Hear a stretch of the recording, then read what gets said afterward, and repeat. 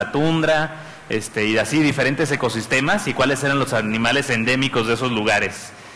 Mi hermano y yo teníamos montones de libros de esos porque siempre hemos sido así como que bien ñoños, pero hubo un tiempo en el que nos agarró así una onda, ¿cómo decirlo?, vegetariana o de protección de los animales, y entonces cada vez que veíamos que en una página había un depredador que estaba depredando a su presa, le pintábamos cosas que estaban atacando al depredador, como decíamos agujas con veneno, o le poníamos ahí una armadura al depredado para que no se lo comiera y cosas así.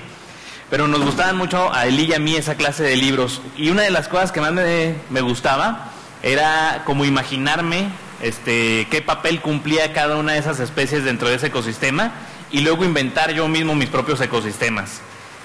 Cuando salió Pokémon, para mí fue así una cosa fantástica, porque entonces ahora tenía Pokémones y ubicarlos así dentro de qué papel cubrían dentro del ecosistema, cuál era el depredador apex de los Pokémones, cuáles eran los depredadores secundarios, cuáles eran los productores, o sea, así tipo bacterias y cosas así, y todo eso me emocionaba mucho. El día de hoy voy a predicar un sermón más o menos así. Es un estudio de la biodiversidad eclesiástica. Estaba buscando alguna ciencia que estudiara qué es la biodiversidad. Leonel, no te vayas. Bueno, ahí vas a él, gracias, Asa.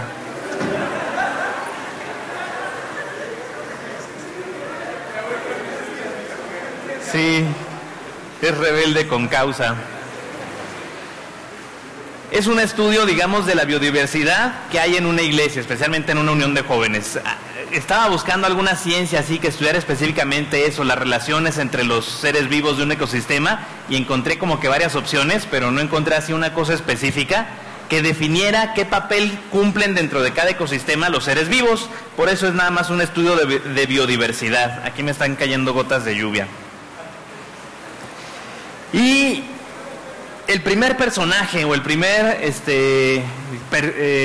¿cómo decirlo?, ser vivo que puebla el ecosistema, que son las uniones de jóvenes, es el rey de la friend zone.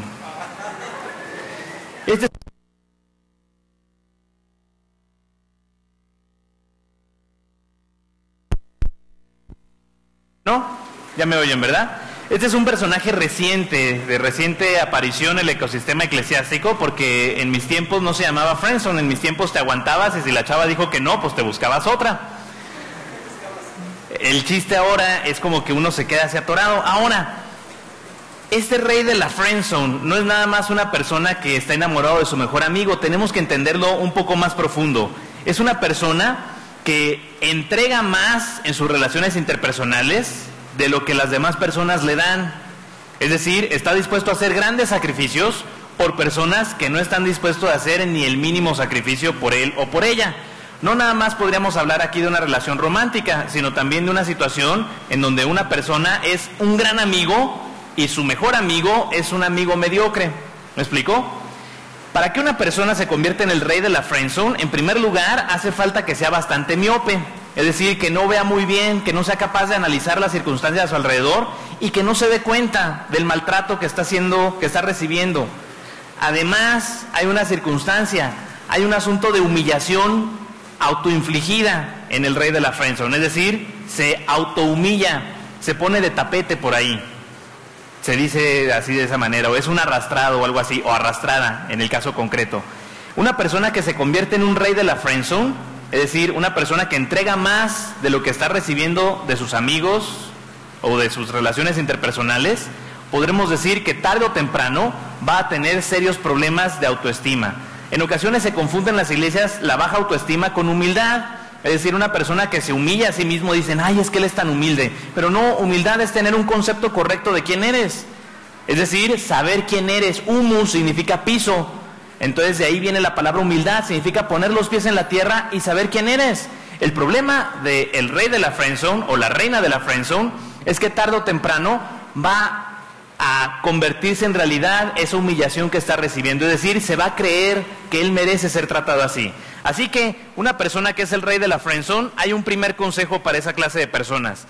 Número 1, no seas tapete de nadie. Los hijos de Dios somos príncipes, somos hijos del rey y por lo tanto no deberíamos de permitir que alguien nos humille. Yo ya les he dicho en otras ocasiones, si quieren saber cómo salir de la friendzone, pregúntenle a Melanie, porque ella vivió ahí 4 años de mi vida. Está afuera con Asael, pastora. No, aquí afuera. Pero pasaba una cosa.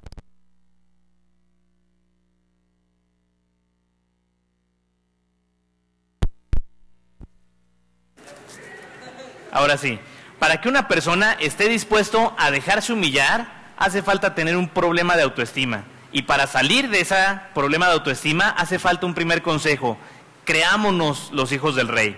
Un segundo personaje que encontramos es, digamos, el depredador natural de este primer ser vivo, que es el amo de la friendzone. Esta es una persona que se goza en recibir atención sin preocuparse por aquellos que le están dando atención. Es decir, disfruta que lo traten así. Para que exista un rey de la friendzone, es decir, el que gobierna o el que las lleva de perder en la friendzone, tiene que haber alguien que lo controle o alguien que lo meta ahí.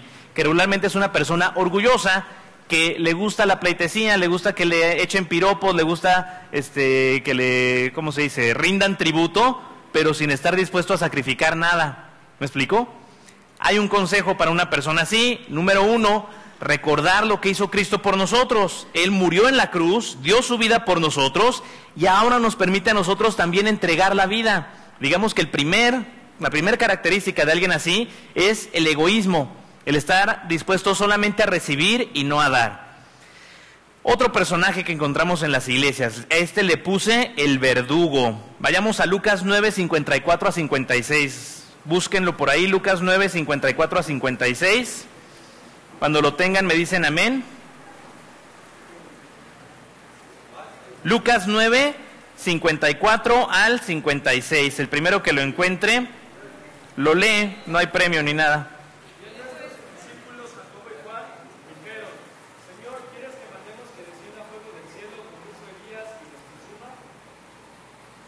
And, síguele.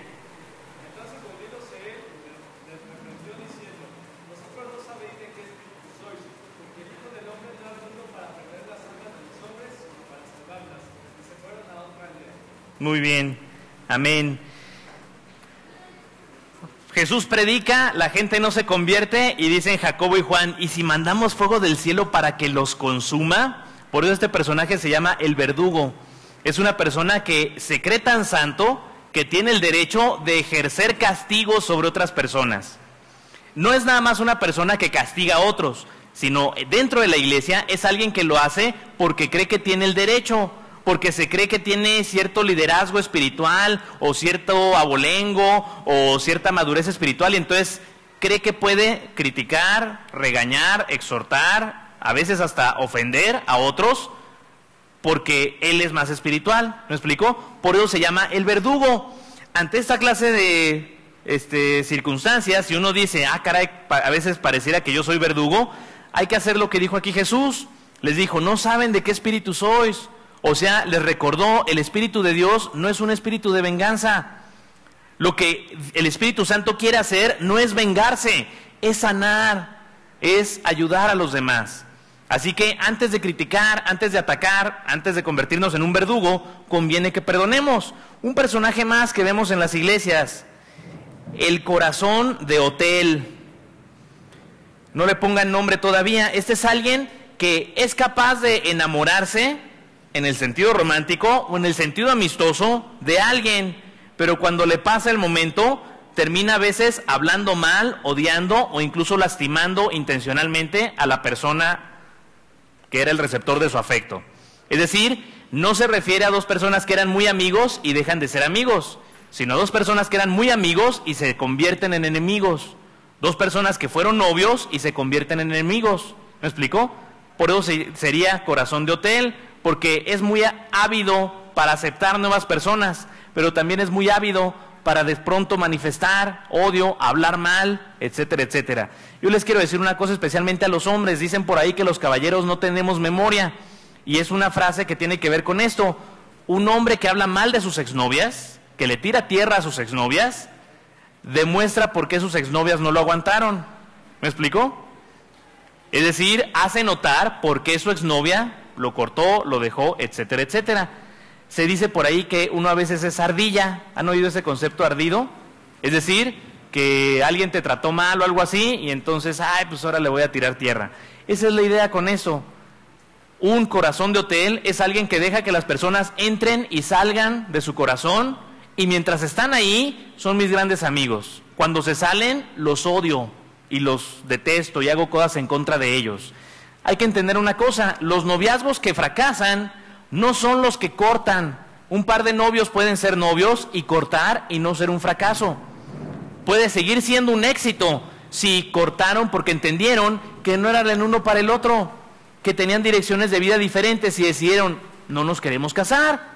Pero un noviazgo fracasa, aun cuando llegue al matrimonio, si esas personas viven esta clase de situación de amor al odio. Dicen por ahí que del amor al odio hay solo un paso, y creo que tiene que ver con esto. El amor y el odio son dos extremos de un mismo sentimiento, pero no es tanto el amor y el odio, sería más bien el cariño y el odio, porque el cariño es una reacción a circunstancias externas, pero el amor es una decisión. Si hemos decidido amar a alguien, aunque me trate mal, no voy a hablar mal de él, no le voy a tirar tierra, etcétera, etcétera. Un personaje más que encontramos, le puse el puercoespín.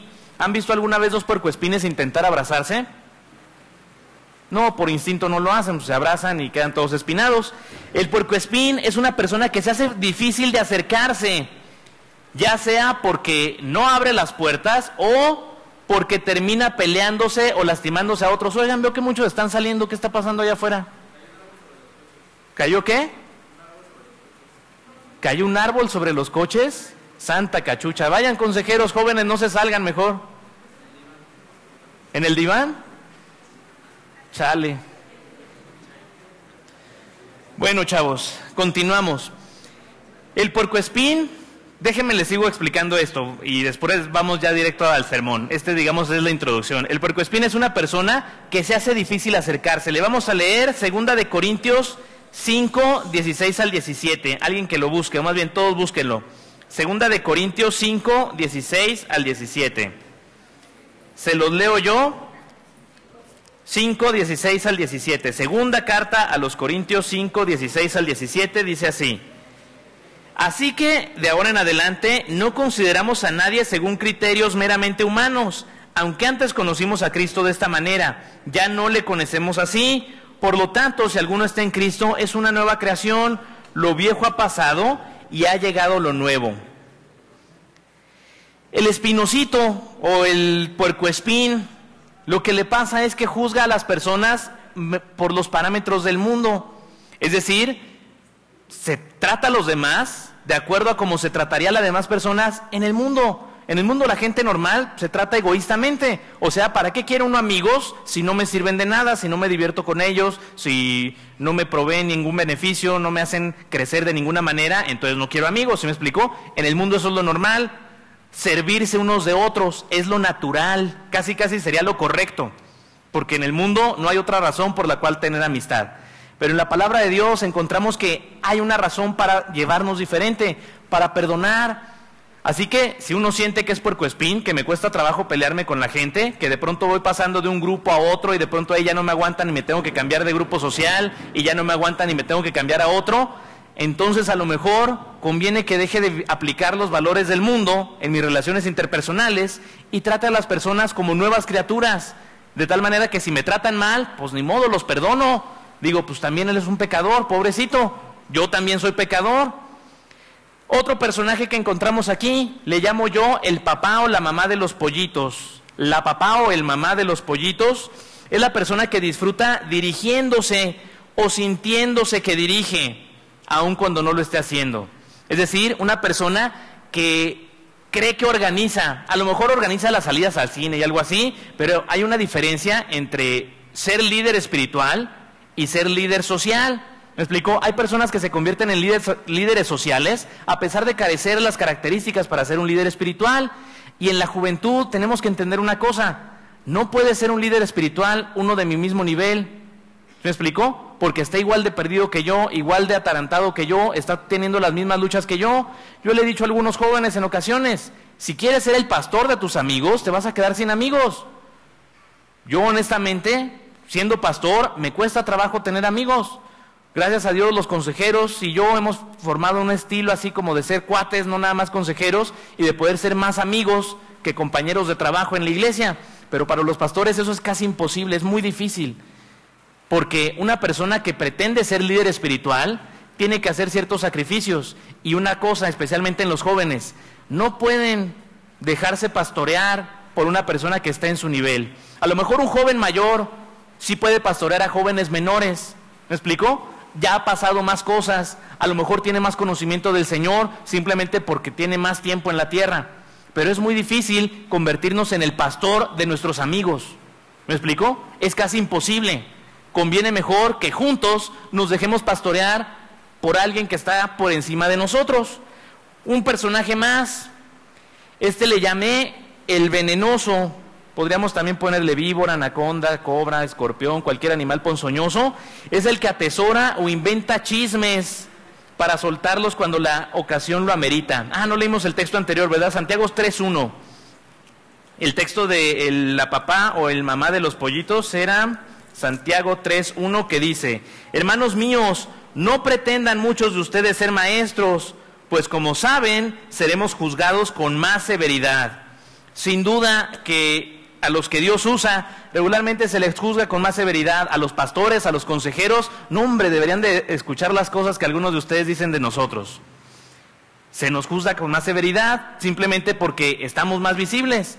¿Me explicó? Entonces, aquí ha estado un buen consejo: no todos sean maestros, porque les va a ir como en feria. Pasa en el trabajo, cuando un compañero del mismo nivel, todos se quejan del jefe y a uno de ellos lo ascienden, ahora es el enemigo y todos se quejan ahora de él. Y él pensando, como son mis cuates, va a ser un liderazgo acá bien padre. No, ahora lo odian. ¿Me explicó? Por eso, no pretendamos ser el líder espiritual de nuestros amigos. Después, el venenoso, Santiago 3:13 al 18, se los leo, dice así: ¿quién es sabio y entendido entre ustedes? Que lo demuestre con su buena conducta mediante obras hechas con la humildad que le da su sabiduría. Pero si ustedes tienen envidias amargas y rivalidades en el corazón, dejen de presumir y de faltar a la verdad. Esa no es la sabiduría que desciende del cielo, sino que es terrenal, puramente humana y diabólica. Porque donde hay envidias y rivalidades, también hay confusión y toda clase de acciones malvadas. En cambio, la sabiduría del cielo es ante todo pura, y además pacífica, bondadosa, dócil, llena de compasión y de buenos frutos. Y esto es importante: imparcial y sincera. Digamos que el veneno...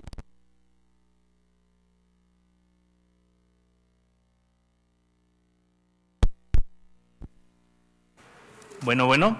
Es decir, es el que cuando le llegan con un chisme, disfruta y dice: gloria a Dios, qué bueno que me llegaron con este chisme.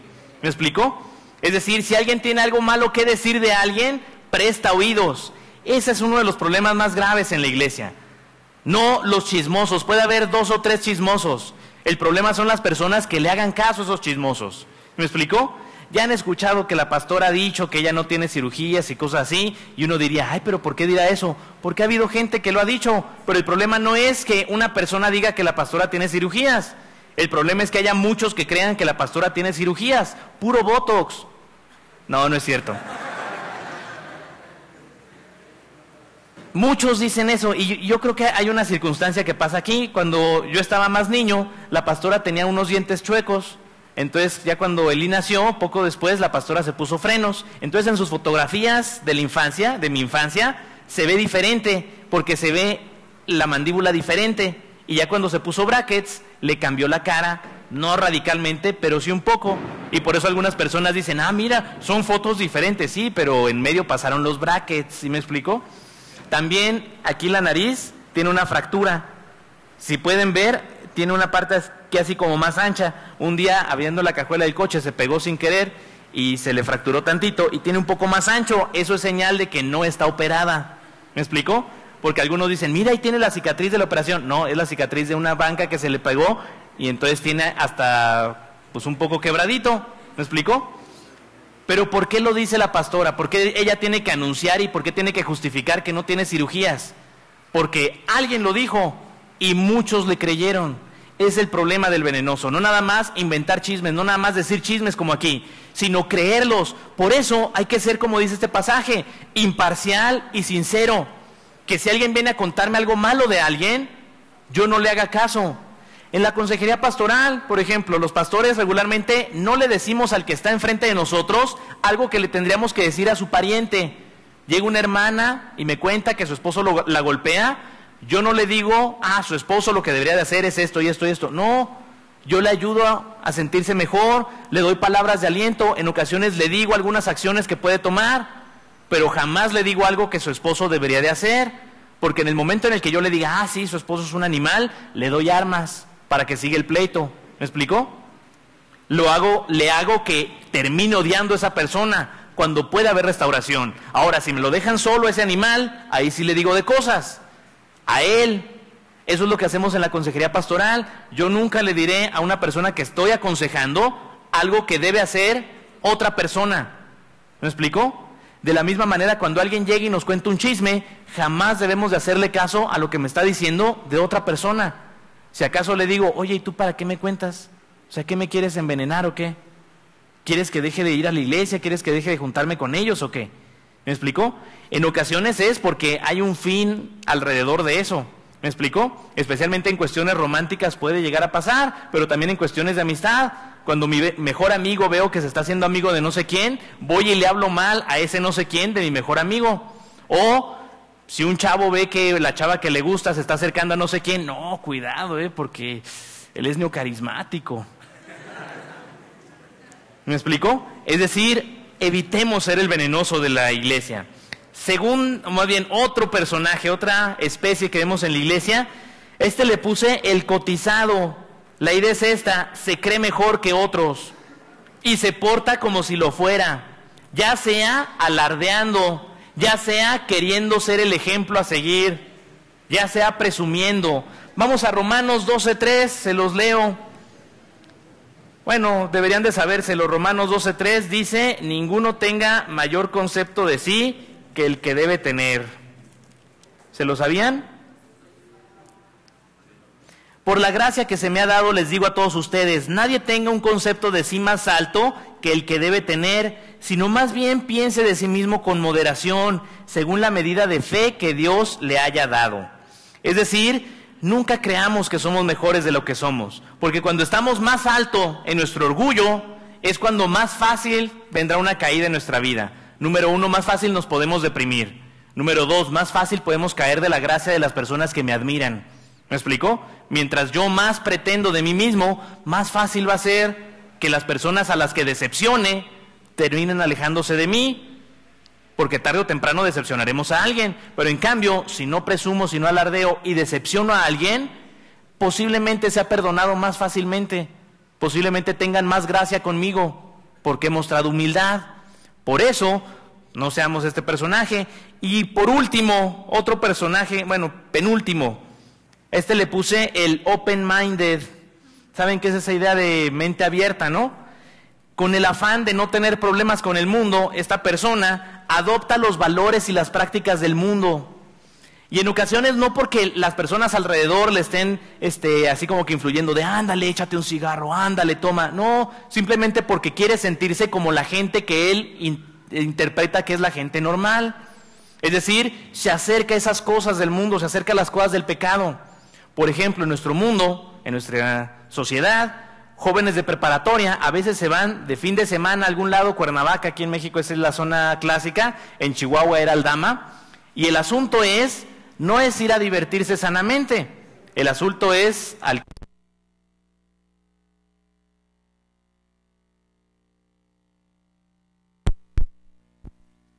Gracias. En ocasiones los cristianos no queremos hacer eso, pero sí nos gusta acercarnos a eso. ¿Me explico? Sí nos gusta sentirnos cercanos a ese mundo. Hay lugares que son antros de mala muerte y hay lugares que son salones de baile en donde va un señor y su esposa. Hay cristianos que dicen, no, si yo no voy a antros, voy a salones de baile. Bueno, ¿por qué quieres acercarte a eso? O sea, es una cosa muy parecida. No habría razón por la cual tratar de acercarnos. Hay ciertos cultos de alabanza en algunas congregaciones que lo único que falta para que sea antro es alguien repartiendo la mota. Porque hay la música y el escándalo, el bailadero y cosas así. ¿Qué es la cosa? Acercarse al mundo, ser parecidos al mundo. Este es el open-minded, el que trata de camuflajearse como que es del mundo. porque cree que si no lo hace va a tener problemas con el mundo. Y finalmente, el último personaje que vemos es la especie más extraña en las iglesias. Bueno, lo dije eso medio sarcásticamente, pero la idea es que entendamos que también puede haber pecadores redimidos en las iglesias. Hay una canción de un cantante que me gustaba mucho, que no me acuerdo cómo se llamaba el cantante, pero cantaba una canción a Watchman Nee. Watchman Nee era un teólogo chino, medio raro en algunas de sus teologías, pero muy buen predicador. Y este cantante también tiene una canción en donde decía que llegó un pastor de una iglesia presbiteriana al cielo, y cuando se le abrieron las puertas dijo: yo soy presbítero, que no sé qué. Y entonces el ángel que estaba ahí le dijo: ¿qué es eso? Aquí no hay de eso. Y luego cantaba el coro: aquí lo que hay es nacidos de nuevo por la sangre de Cristo. Solo hay una cosa: cristianos. Y me gusta la idea. Por eso tenemos que entender que en la iglesia también puede haber pecadores redimidos. ¿Cuáles son las características de un pecador redimido? Vamos a leer 1 Corintios 10, 1 al 13. Y si ustedes están apuntando, este es el texto base de la enseñanza del día de hoy. 1 Corintios 10, del 1 al 13. Cuando lo tengan, dicen amén. ¿Sí lo tenían los que dijeron amén? Ah, bueno. 1 Corintios 10, 1 al 13. Lo voy a leer en la NBI, dice así: no quiero que desconozcan, hermanos, que nuestros antepasados estuvieron todos bajo la nube y que todos atravesaron el mar. Todos ellos fueron bautizados en la nube y en el mar para unirse a Moisés. Todos también comieron el mismo alimento espiritual y tomaron la misma bebida espiritual, pues bebían de la roca espiritual que los acompañaba, y la roca era Cristo. Sin embargo, la mayoría de ellos no agradaron a Dios y sus cuerpos quedaron tendidos en el desierto. Todo eso sucedió para servirnos de ejemplo, a fin de que no nos apasionemos por lo malo, como lo hicieron ellos. No sean idólatras, como lo fueron algunos de ellos. Según está escrito, se sentó el pueblo a comer y a beber y se entregó al desenfreno. No cometamos inmoralidad sexual, como algunos lo hicieron, por lo que en un solo día perecieron 23,000. Tampoco pongamos a prueba al Señor, como lo hicieron algunos y murieron víctimas de las serpientes. Ni murmuren contra Dios, como lo hicieron algunos y sucumbieron a manos del ángel destructor. Todo esto les sucedió para servir de ejemplo y quedó escrito para advertencia nuestra, pues a nosotros nos ha llegado el fin de los tiempos. Por lo tanto, si alguien piensa que está firme, tenga cuidado de no caer. Ustedes no han sufrido ninguna tentación que no sea común al género humano. Pero Dios es fiel y no permitirá que ustedes sean tentados más allá de lo que puedan aguantar. Más bien, cuando llegue la tentación, Él les dará también una salida a fin de que puedan resistir. Amén. Este pasaje nos enseña algunas cosas de cómo convertirnos en pecador redimido. A lo mejor alguien dice aquí: yo soy medio entre verdugo y un verdugo espinoso. O no sé, soy un rey de la friendzone venenoso. O alguna cosa así. Porque a veces somos mezcla de varios problemas, tenemos serios problemas interpersonales y con nosotros mismos, y entonces nos convertimos en algo. Podemos ser esto, pecadores redimidos. Me faltó un tipo, no lo apunté aquí, pero también podríamos llamar que hay embriones. Es decir, personas que han llegado recientemente a la iglesia y todavía no saben cómo encajan. Todavía nadie les ha contaminado, todavía nadie les ha agradado, todavía nadie se ha preocupado siquiera por ellos. Entonces todavía están así como en posibilidades de decidir a ver qué especie soy. ¿Me explico? Podemos decidir ser un pecador redimido. ¿Qué características tiene esta clase de persona? Número 1, sabe de dónde salió. Es decir, se reconoce pecador. Una primera cosa para convertirnos en pecadores redimidos es que reconozcamos que somos pecadores, que hacemos cosas malas, que nos equivocamos, que no todo nos sale a la perfección y que por eso acudimos al Señor. Por eso necesitábamos ser salvos. Tenemos que quitarnos esta idea de que hayamos alcanzado algún cierto nivel. En ocasiones nos pasa eso, especialmente cuando tenemos amigos o personas cercanas a nuestra vida que han triunfado en la fe. Es decir, si tenemos un pariente, un amigo que es pastor, diácono o algo así, como que sentimos que de default ya nos jaló a sus cuates o ya jaló a toda la familia junto con él. ¿Me explico? Como mi papá es pastor, no, pues yo ya estoy en un nivel superior, ya de entrada. ¿Sí me explico? Me acuerdo mucho cuando yo estaba en la primaria, estaba en cuarto de primaria en Chiapas, y en la Convención Nacional había un concurso infantil de lecturas bíblicas y yo no pude participar porque como yo era hijo del pastor Gilberto, que era el pastor de la iglesia más grande de la convención regional, pues no me dejaron participar. Sabrá Dios qué reglas eran esas. Entonces dije, bueno, no me dejan participar en me inscribo al de los secundarios. Y me inscribí en cuarto de primaria al concurso bíblico de secundarios y gané aplastantemente porque siempre he sido el más ñoño de la región. Y cuando me van a dar el premio, sale la interventora de la justicia y el orden a decir, él es hijo del pastor Gilberto, él no puede participar. O sea, que por ser hijo del pastor Gilberto ya hace más, o sea, nací ya sabiendo leer y escribir salmos. No, tuve que esforzarme igual que los de secundaria, nomás que yo en un nivel inferior. ¿Me explicó? Por eso fue que me dio tanto coraje en esa ocasión y todavía tengo el trauma aquí metido en mi vida. Pero el caso es a veces creemos que por ser de cierta familia o por estar cercano a personas que ejercen algún ministerio, que han triunfado en la fe, ya yo estoy en ese nivel. Tenemos que reconocer que esos que han triunfado en la fe comenzaron con esto, reconociendo que eran pecadores. Una segunda cosa, al reconocerse pecadores, hay que reconocer también que hemos salido de ahí. Lo dice Pablo aquí en la carta, que estos primeros cristianos, estos primeros judíos, que siguieron a la nube y siguieron la flama, y nos dice que estaban siguiendo a Cristo, en realidad, que algunos de ellos perecieron. ¿Y de qué es lo que les hizo perecer? Que ya Dios los había sacado de Egipto, pero ellos quisieron seguir metidos en la cultura egipcia, quisieron volver a ser un ídolo, quisieron volver a tener estatuas a las cuales adorar. Es decir, Dios los sacó de ahí, pero ellos quisieron seguir como si estuvieran metidos en Egipto. Es decir, reconocernos pecadores no significa que nos quedamos en el pecado.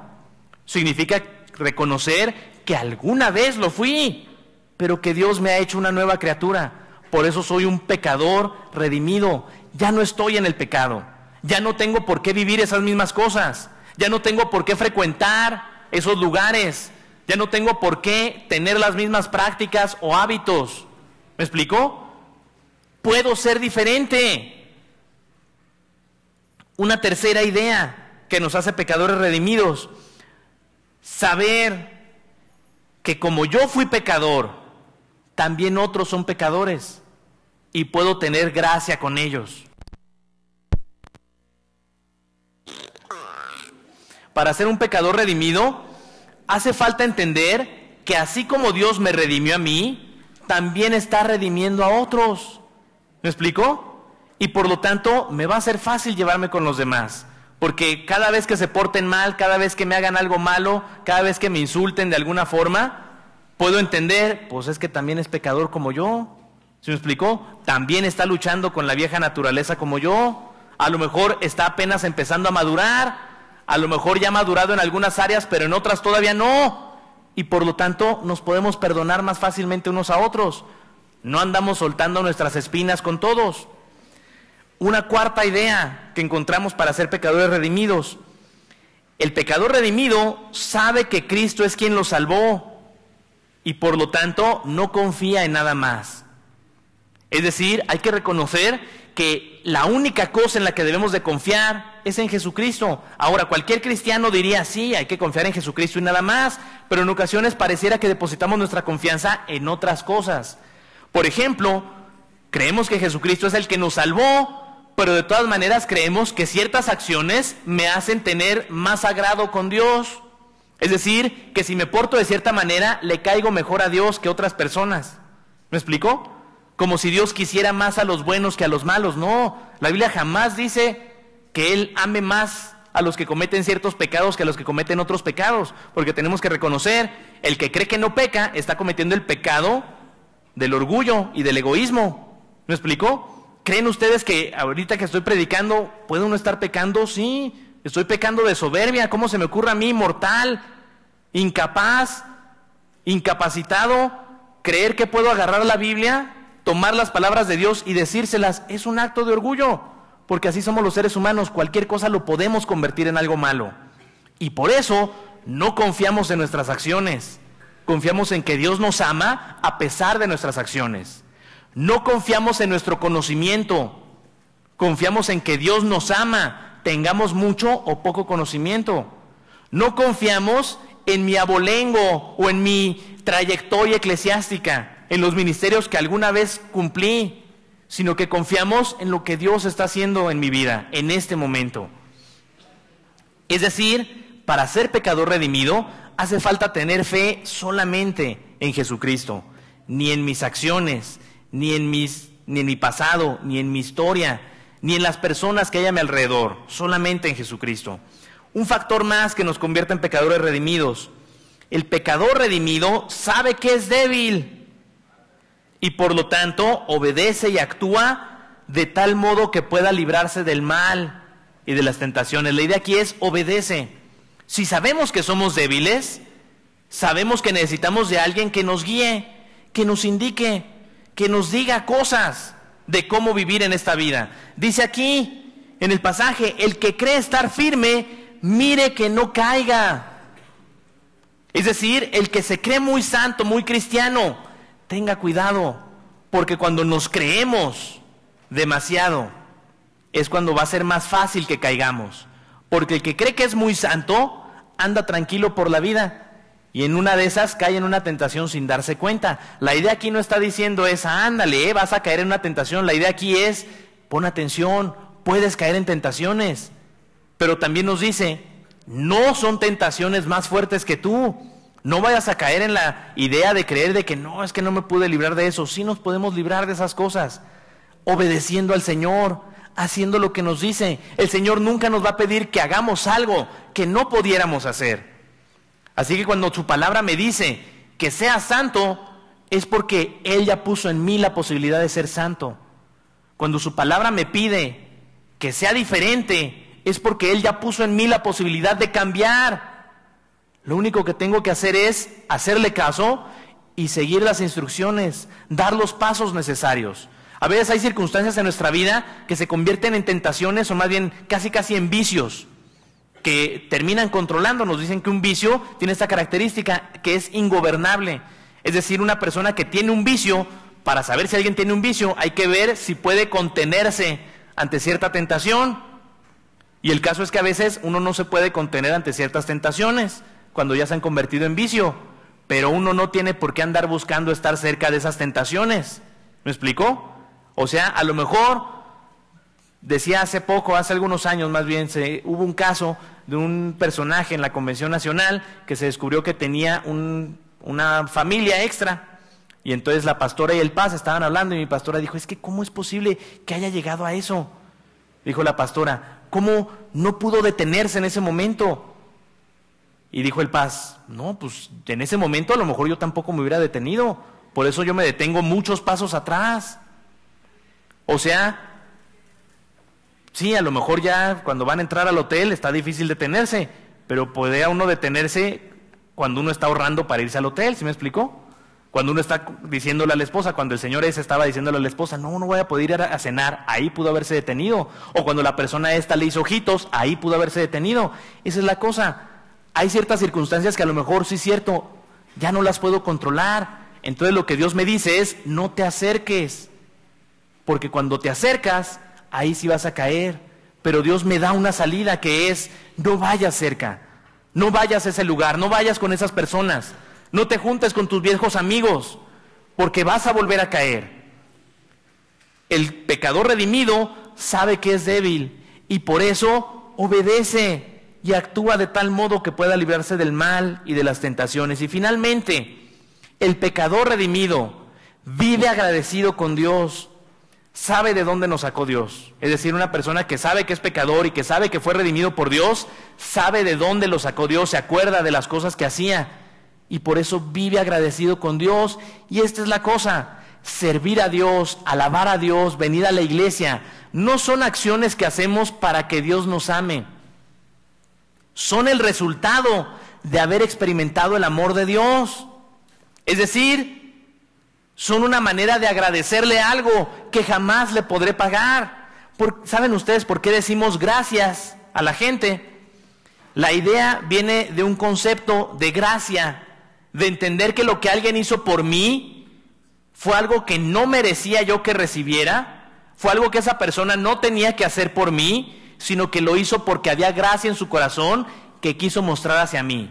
Entonces yo, al decirle gracias, reconozco que lo que hizo por mí fue algo agradable que yo no merecía. ¿Me explicó? Esa es la idea de pedir gracias. Por eso alabamos al Señor. Si leemos en la Biblia, nunca nos dice la Biblia que le alabemos porque es una orden.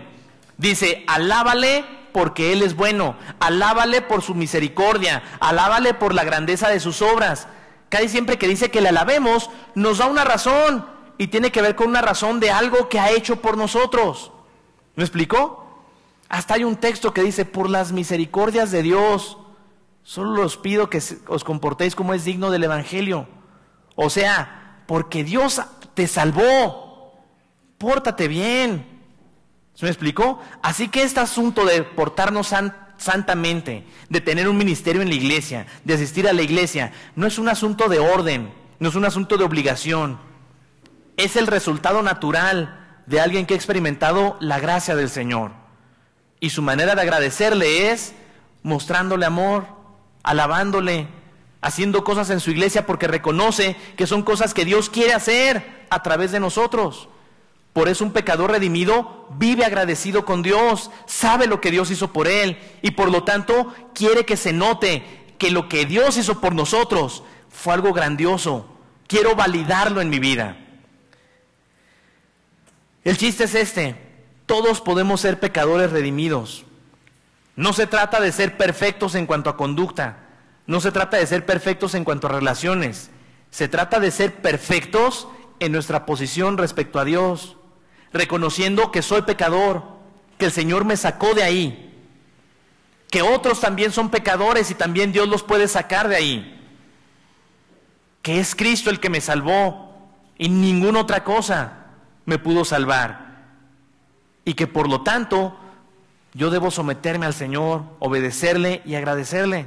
No se trata de ser perfecto, se trata de estar en la posición correcta con respecto a Dios, es decir, como un hijo al que adoptó por su amor, por su gracia, un ahogado al que rescató. ¿Sí me explico?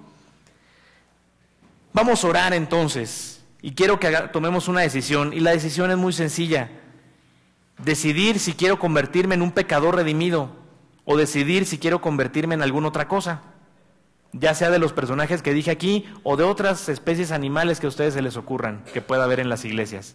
El chiste es ese: podemos decidir qué es lo que voy a hacer, y les invito a que decidamos ser pecadores que el Señor ha redimido. Vamos a orar. Padre Santo, te damos gracias, bendito Dios, gracias por la bendición que nos das de estar aquí reunidos, Padre Santo, gracias porque sabemos, Señor, que tu poder y tu gracia, mi Dios, nunca los podríamos pagar, bendito Padre, pero aún así, tú nos has dado este regalo, Señor, y queremos, Padre Santo, validarlo, Señor, queremos ponernos en la posición correcta con respecto a tu amor, Señor, recibir tu amor, recibir tu gracia, ser transformados, Señor, y poder gozar de esta bendición, mi Dios, de ser tus hijos.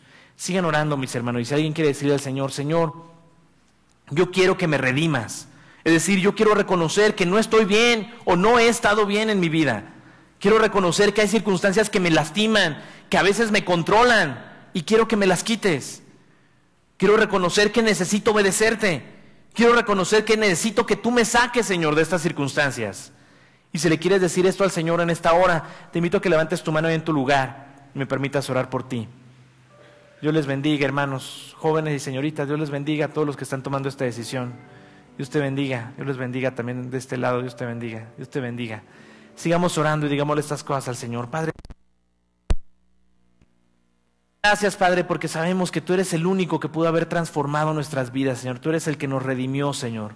Tú eres el que nos sacó del pecado, mi Dios, el que sacrificó en la cruz, y por medio de quien, Señor, podemos estar de nuevo a cuentas con Dios, Señor, de nuevo en santidad, de nuevo en una relación perfecta contigo, bendito Dios. Te pedimos, Padre Santo, que nos redimas, Señor, que nos ayudes a reconocer que no somos perfectos, Señor, y que por lo tanto podemos caer, y que por eso debemos obedecerte, Señor, y que por eso podemos perdonar a otros, Señor, y que por eso necesitamos que tú seas la dirección en nuestra vida, bendito Padre. Todo esto te lo pedimos y te lo agradecemos en el bendito nombre de tu Hijo Jesucristo. Amén.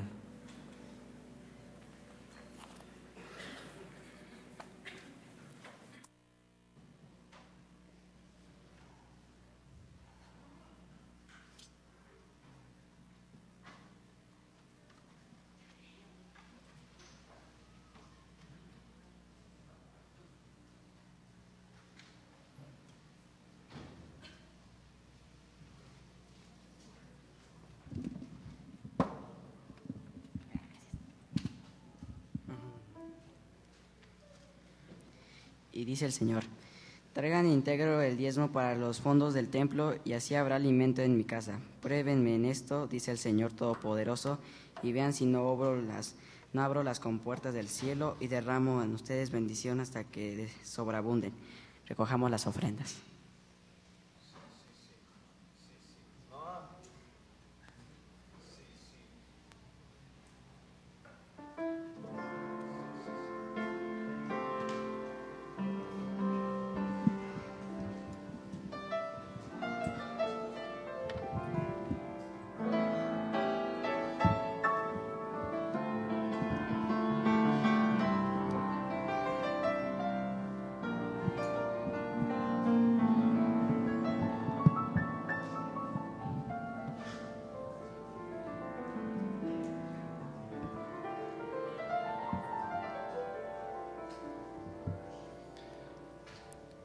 Cuando todos me ignoraban, me miraste.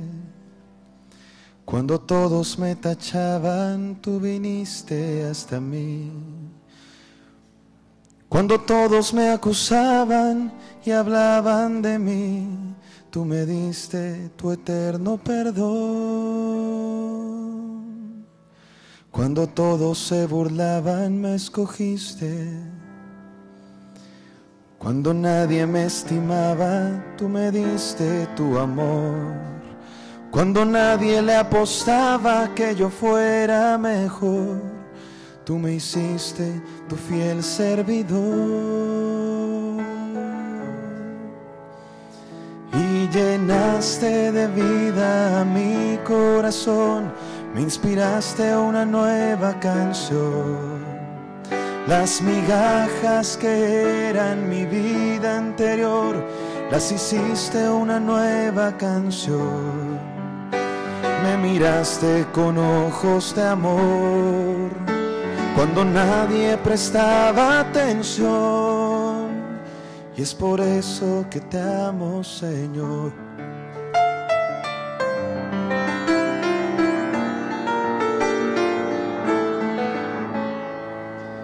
Cuando nadie me escuchaba, tú me oíste y viniste a mi encuentro para darme tu amor. Cuando todos rechazaban mi mirada y mi voz, tú me hiciste tu fiel servidor.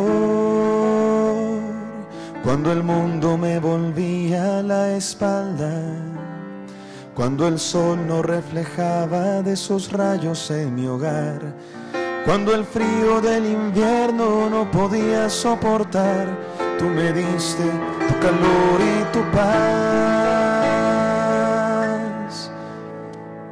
Y llenaste de vida a mi corazón, me inspiraste una nueva canción.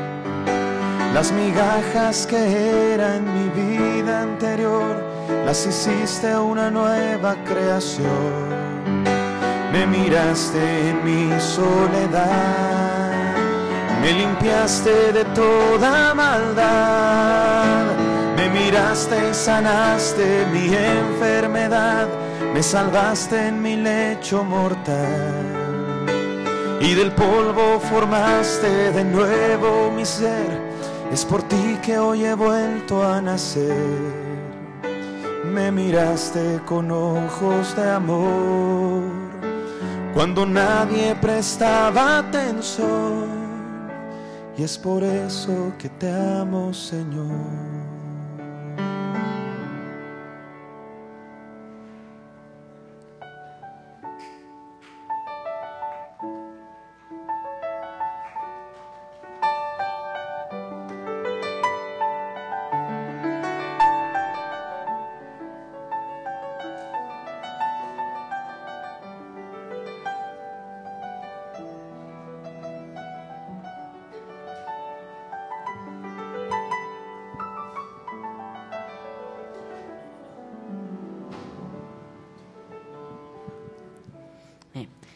Oremos por las ofrendas. Señor, gracias te damos por este privilegio que nos das de darte ofrenda, Señor. Te pedimos que sea de buen administramiento para tu voluntad y que sea de bendición para tu reino. Te lo pedimos en nombre de Jesús. Amén. Amén, amén, amén, amén, amén. El culto de esta tarde fue traído a ustedes por el grupo de secundarios. Un aplauso a los niños. Giovanni fue el que dirigió y los secundarios fueron los que hicieron todo. Vamos a orar para despedirnos y después de la oración podemos retirarnos a ver el partido o lo que cada quien quiere hacer. Bendito Padre, te damos gracias, Señor, por este día que nos das. Gracias porque nos permite estar aquí reunidos, Padre Santo. Y gracias por tu amor, mi Dios, por tu misericordia. Gracias, Señor, por habernos transformado, por habernos rescatado, Señor, del pecado. Bendito Padre, te pedimos, Señor, que nos permitas nunca olvidar esto, Señor. Nunca olvidar lo que tú hiciste por nosotros, mi Dios, y poder encontrar, Señor, en esto la pasión y la posibilidad, Señor, de querer vivir de tal manera que se demuestre que éramos pecadores, pero que ya no somos más, Señor, que somos tus hijos, bendito Dios. Por eso te lo pedimos y agradecemos. En el nombre de tu Hijo Jesucristo. Amén.